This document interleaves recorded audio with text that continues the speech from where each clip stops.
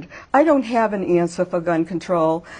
We don't take up gun control on the council, but I am there. I have talked to legislators, and I like what they're doing. A lot of them have strong legislation in. So that's all I can. Okay. I just can support legislation and support my legislators to do it, and that's all. And to have the judges be strong and have judges be strong when they have these people before them, and if they've had a past history of to take all that in consideration when they are sentencing someone. Thank you. Mara? What's happened with guns in this country is absolutely tragic. I worked with a colleague whose daughter was killed at Sandy Hook, and I have a friend whose son survived the Parkland shooting.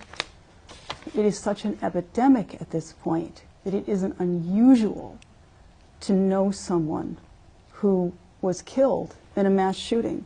We have simply got to ban assault weapons. But there is something really important that you can do as a governor's council, because gun rights are about the Second Amendment, okay? So we've got to make sure that our judges have a reasonable interpretation of the Second Amendment. Our laws in Massachusetts around gun safety are the best in the country. It would be, we would save, I can't remember the number, but an enormous number of lives would be saved if every state had the laws we had in Massachusetts.